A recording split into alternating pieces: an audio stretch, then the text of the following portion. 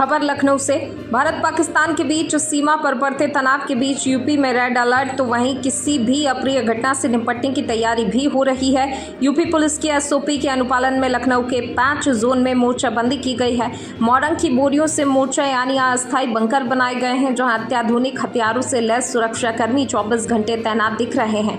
लखनऊ में पॉलिटेक्निक चौराहा, नई हाईकोर्ट बिल्डिंग, गेट नंबर 4 समेत प्रमुख चौराहों के पास ऐसे मोर्चा बनाए गए हैं। नई दिल्ली से खबर। ऑपरेशन सिंदूर पर प्रधानमंत्री नरेंद्र मोदी ने रक्षा मंत्री राजनाथ सिंह और तीनों सेना के प्रमुखों से अपने आवास पर मुलाकात की। बेटियां भी बेटों से नहीं है कम। विदेश सचिव विक्रम मिस्री के साथ कर्नल सोफिया कुरैशी और विंग कमांडर व्योमिका सिंह ने पाकिस्तान को लगाई लताड़। बेटी है तो संबल है, बेटी है तो घर गुलजार है। You're aware there's an understanding that has been reached to stop all military activities at sea, on the air and on the land, and the Indian Navy, Indian Army and the Indian Air Force have been instructed to adhere to this understanding. Since the tragic events at Pahalgam, you're aware that our responses have been measured and very responsible. Details of these have been shared with you over the past few days through our various press briefings. What has also happened is that there is a significant amount of misinformation that is being undertaken from the other side. And as a professional military organization, we thought it is also our duty to dispel those misinformation aspects, as also state the facts of the case as they stand. Towards that, I will now hand over to my colleague, Colonel Qureshi. नमस्कार। अब मैं आपको पाकिस्तान की miss information campaign के बारे में अवगत कराऊंगी। पहला, पाकिस्तान ने यह क्लेम किया कि उसने अपने JF-17 से हमारे S-400 व ब्रह्मोस मिसाइल बेस को नुकसान पहुंचाया, जो कि बिल्कुल गलत है। दूसरा, उसका यह भी मिस इन्फॉर्मेशन कैंपेन था कि हमारी एयरफील्ड्स जो कि सिरसा, जम्मू, पठानकोट, भटिंडा, नलिया और भुज में हैं, ये उसका मिस इन्फॉर्मेशन भी बहुत गलत है। तीसरा, पाकिस्तान के मिस इन्फॉर्मेशन कैंपेन के मुताबिक हमारे एम्यूनिशन डम्प्स जो चंडीगढ़ और बियास में है उसका डैमेज हुआ, यह भी बिल्कुल गलत है। हमने आपको मॉर्निंग ब्रीफिंग में बताया था विद फैक्ट्स एंड फिगर के साथ कि ये सारी चीज़ें बिल्कुल सही सलामत हैं। अब मैं आपको बताना चाहती हूँ कि पाकिस्तान के एक प्रेस कॉन्फ्रेंस में ये बात की गई थी कि उनके सीनियर मिलिट्री ऑफिसर्स जो कि पूरी तरह से ये भ्रामक हैं और तथ्यों से दूर हैं कि पाकिस्तान की ओर से ये झूठा आरोप भी लगाया जा रहा है कि भारतीय सेना ने मस्जिदों को नुकसान पहुंचाया। मैं इससे बिल्कुल स्पष्ट करना चाहती हूं कि India is a secular nation और हमारी सेना भारत के कॉन्स्टिट्यूशनल वैल्यूज़ की एक बहुत प्यारी झलक है। इंडियन आर्म्ड फोर्सेस ने पाकिस्तान को बहुत भारी नुकसान पहुंचाया, उनके मिलिट्री इंफ्रास्ट्रक्चर्स को, चाहे वो लैंड एसेट्स हों या फिर उनके एयर एसेट्स।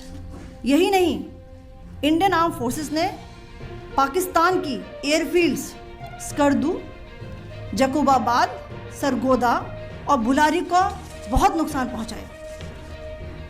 इसके अलावा पाकिस्तान के air defence system, radar system, उनको भी एयर स्पेस में अनटेनेबल किया। यह भी बताना चाहती हूँ कि लाइन ऑफ कंट्रोल के पास पाकिस्तान के command and control, logistic installations और उनके मिलिट्री इंफ्रास्ट्रक्चर्स, मिलिट्री पर्सनल्स का इतना भारी नुकसान हुआ कि पाकिस्तान की ऑफेंसिव व डिफेंसिव कैपेबिलिटी को नष्ट कर दिया गया। अंत में मैं फिर से ये बात दोहराना चाहूँगी, इंडियन आर्म फोर्सेस पूरी तरह से तैयार है, सतर्क है और भारत की संप्रभुता और अखंडता की रक्षा के लिए पूरी तरह से कमिटेड है। धन्यवाद। जय हिंद।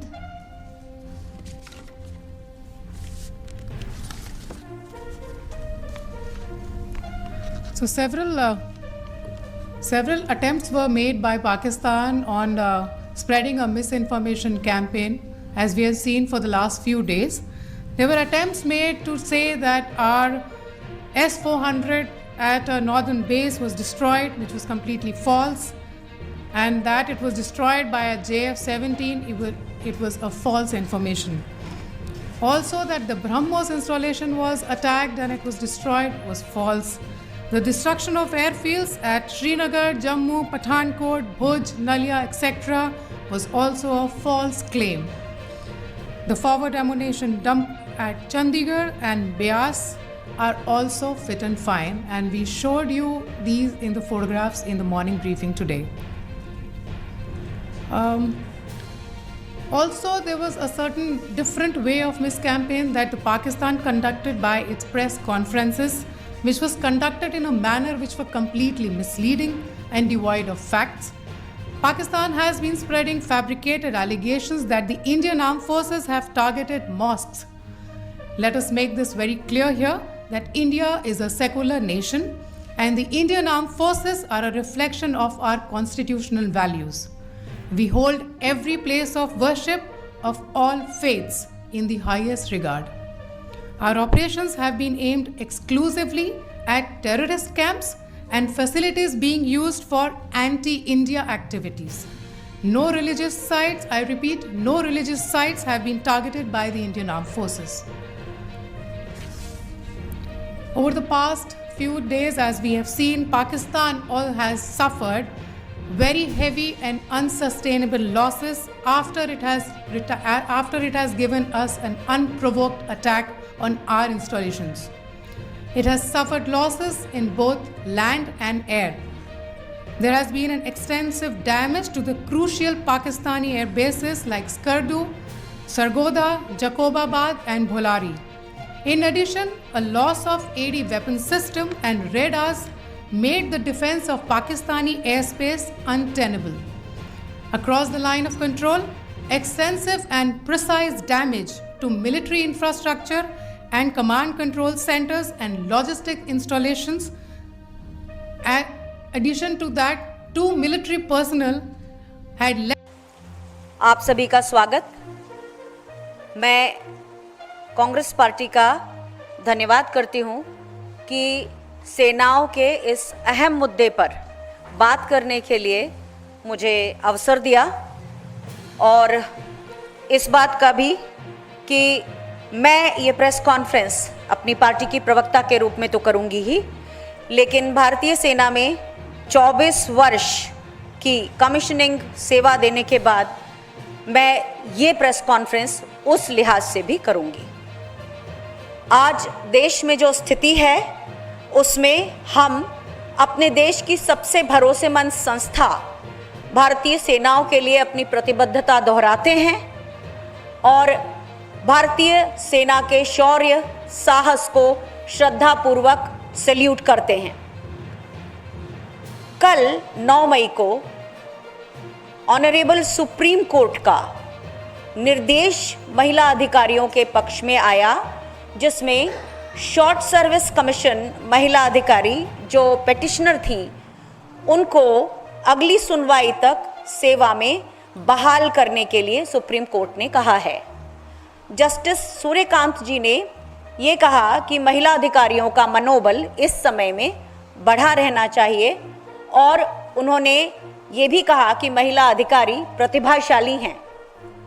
केंद्र सरकार की तरफ से ये कहा गया था कि हर वर्ष केवल 250 शॉर्ट सर्विस कमीशन अधिकारियों को ही परमानेंट कमीशन दिया जा सकता है, 600 के 700 के लगभग जो होते हैं उसमें से, और सेनाओं में अधिकारियों का युवा काडर होना बहुत ज़रूरी है। इस पर सुप्रीम कोर्ट ने ये कहा कि जो अनुभवी महिला अधिकारी हैं वे भी युवा सैनिकों का मार्गदर्शन और मानसिक संबल बनाने के लिए बहुत आवश्यक हैं। ये फैसला ऐसे समय में आया है जब हम पिछले 3 दिनों से महिला अधिकारियों को बहुत संयत, बहुत सधे हुए तरीके से और बहुत गरिमा के साथ अपने देश का पक्ष रखते हुए देख रहे हैं। माननीय सुप्रीम कोर्ट का ये फैसला महिला अधिकारियों के लिए उम्मीद की किरण है और ये permanent commission Babita Punia versus government of India case के कारण संभव हो सका। मैं खुद इस केस की एक बेनिफिशियरी रही हूँ। जब 1992 में कांग्रेस की सरकार ने पहली बार महिला अधिकारियों की एंट्री शुरू की थी, तब वायुसेना ने रक्षा मंत्रालय के तरफ से एक सर्कुलर 25 नवंबर 1991 को जारी किया था, जिसमें ये कहा गया था कि ये एक पायलट प्रोजेक्ट के रूप में, यानी कि 5 वर्षों के लिए प्रयोग के तौर पे महिला अधिकारियों को लिया जाएगा, और अगर वो सफल होता है प्रयोग तो आने वाले 6 सालों के लिए उन्हें एक्सटेंशन दिया जाएगा, और 11 वर्षों के बाद महिला अधिकारियों से पूछा जाएगा कि क्या वे पेंशनेबल सर्विस ज्वाइन करना चाहती हैं। 1999 से 2004 के बीच में जब बाकी सरकारी नौकरियों में ओपीएस खत्म हुआ, उसी समय महिला अधिकारियों का ये जो पेंशन के लिए विकल्प देने की बात थी वो भी खत्म हुआ। आगे चलकर 2007 में विंग कमांडर अनुपमा जोशी और स्क्वाड्रन लीडर रुखसाना हक ने पहले ये केस कोर्ट में दायर किया, और उसके बाद थल सेना की भी महिला अधिकारियों ने इस केस को साथ में फॉलो किया, और 2009 के बीच में आते आते सारे केस क्लब करते हुए 14 दिसंबर 2009 को दिल्ली की हाई कोर्ट ने ये केस फैसले के लिए सुरक्षित कर लिया। जब कोर्ट खुली तो 12 मार्च 2010 को कोर्ट का महिला अधिकारियों के पक्ष में निर्णय आया, लेकिन चूंकि भारतीय वायुसेना का केस एक मिनिस्ट्री ऑफ डिफेंस के सर्कुलर से फॉर्मली प्रोटेक्टेड था, इसलिए उनका केस ज्यादा मजबूत था। इस दौरान हम करीब 15 महिला अधिकारी 23 मार्च 2010 को राहुल गांधी जी से अपनी वकील सुश्री रेखा पल्ली जी के साथ मिले, और उन्होंने हमें आश्वासन दिया कि केस के मेरिट पर वो हमारा केस जरूर रक्षा मंत्रालय के सामने रखेंगे।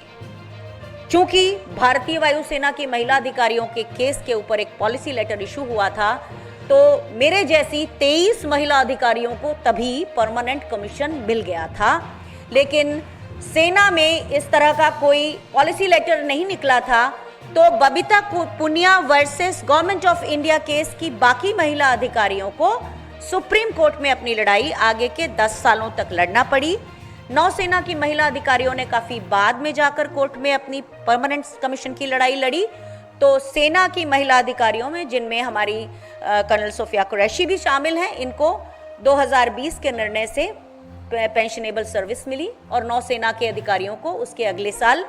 लेकिन ये उन्हीं सबको मिला जो अपना केस कोर्ट में लड़ने गई।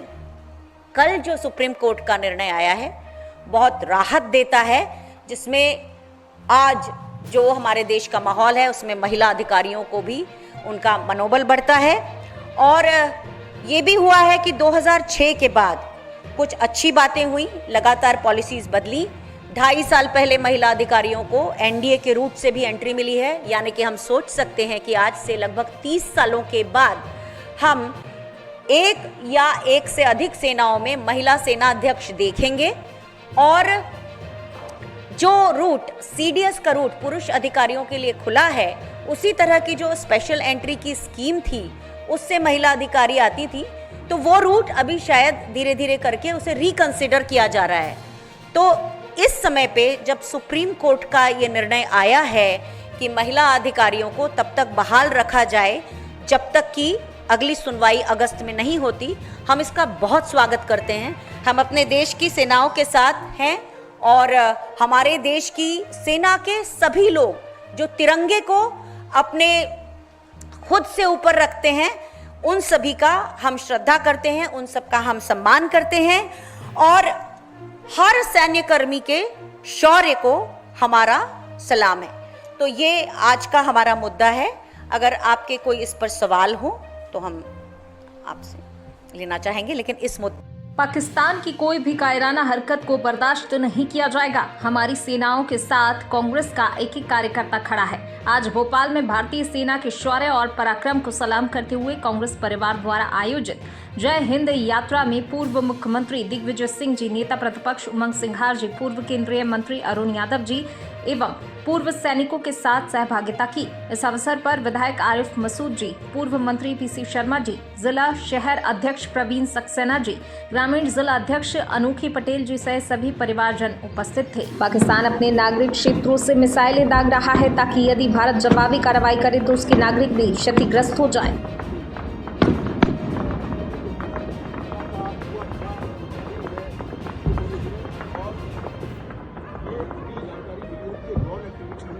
खूंखार आतंकी का बेटा है पाकिस्तानी सेना का डायरेक्टर जनरल अहमद शरीफ चौधरी।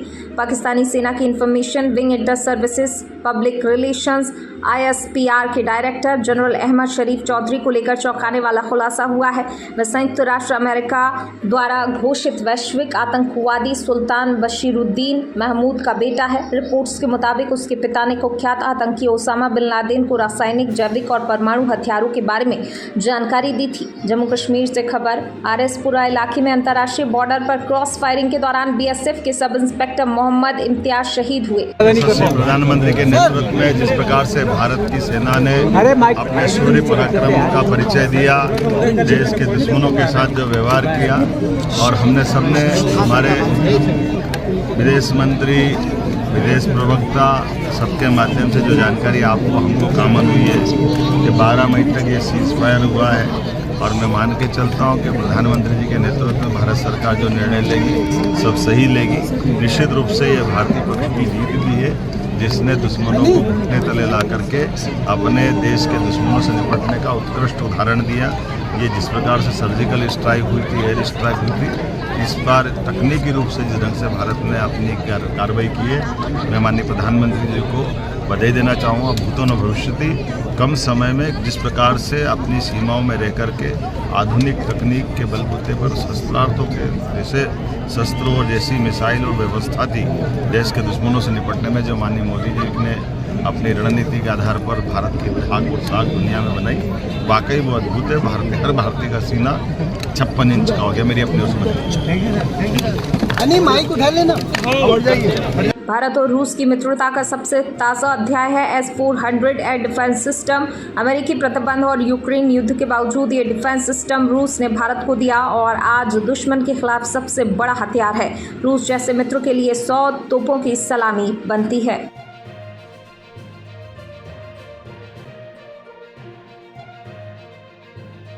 पाकिस्तान ने फिर सीज फायर तोड़ा। ताज़ा सीज फायर लागू होने के 3 घंटे के अंदर ही पाकिस्तान की ओर से इसका उल्लंघन। LOC पर पाकिस्तान की ओर से भारी गोलीबारी। BSF गोलीबारी का जवाब दे रही है। श्रीनगर में कई ड्रोन मार गिराए गए। श्रीनगर बारामूला में ब्लैकआउट। राजस्थान के पोखरण में भी ड्रोन मार गिराए गए। उधमपुर, राजौरी, पठानकोट में भी ड्रोन देखे गए। श्रीनगर में 10 से 12 धमाके सुने गए। गुरदासपुर में भी ब्लैकआउट। शरीफ सरकार की बात पाक सेना नहीं मान रही। पंजाब के बरनाला और मुक्तसर में भी ब्लैकआउट। सिविल डिफेंस वॉलंटियर बनने के लिए पहले दिन 3000 से ज़्यादा लोग पहुंच गए। इतनी उम्मीद नहीं थी। अब सबके अलग अलग बैच बनाए जा रहे हैं। ट्रेनिंग होगी, सिखाया जाएगा कि इमरजेंसी में हमें कैसे काम करना है, कैसे दूसरों की हेल्प करनी है। देश सेवा का यही मौका है।